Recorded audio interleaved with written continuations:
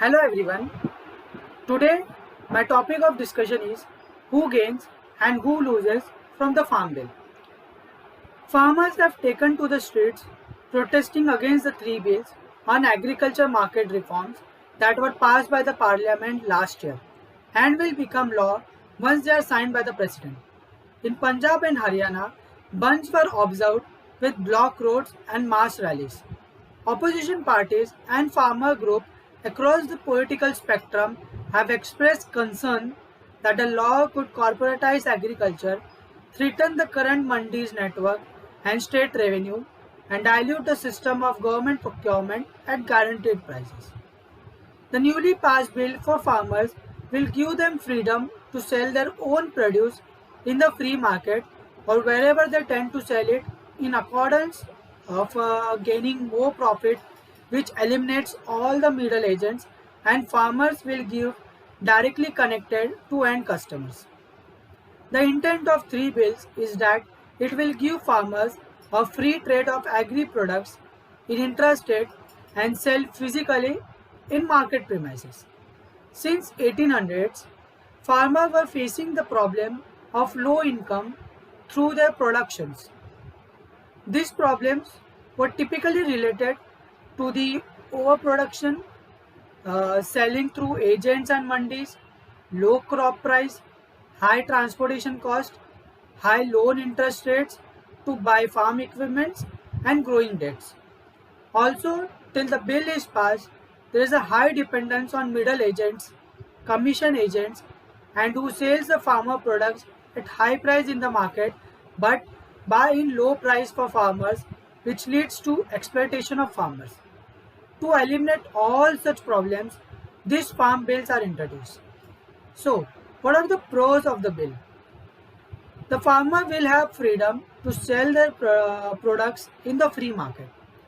The amendment to the Act will protect the interest of the farmers and it will remove the fears. Freedom to sell their products outside a physical mandi system. The main idea of the bill is to give farmers the fair price for the efforts put in production of the crops. To abolish MSP, that is minimum selling price, the farmers receive after selling their crops to the mandis. So what are the cons of the bills? The main drawback for the government mentioned about MSP, but it is not mentioned or written in the bill. The farmers are not concerned with laws, but they are more concerned about the MSP or procurement, but it is not at all mentioned in the bill. The new bill hampers the mandis as the monopoly will be abolished and there can be free trade of agri products in free market. The best solution to the problem is to mention MSP and procurement in the bill, which will help to eradicate the fears in the minds of the farmers. Also, giving farmers the choice to freely sell their farm products anywhere in the market. It will be of great use if the middleman is eliminated and the government comes up to link their villages to nearby market by providing low-cost transportation, efficient roads, warehouses facilities, and help to link with such food production companies directly with farmers. For this, the government needs to guide the farmers. The majority of agricultural marketing already happens outside the mandi network, with only 7,000 APMC markets operating across the country. Bihar, Kerala, and Manipur are some of the states that do not follow the APMC system at all. However, most private buyers are currently small traders at local mandis. The removal of stock limits and facilitation of bulk purchase and storage through the amendment to the Essential Commodities Act could bring large corporate players into the agriculture space.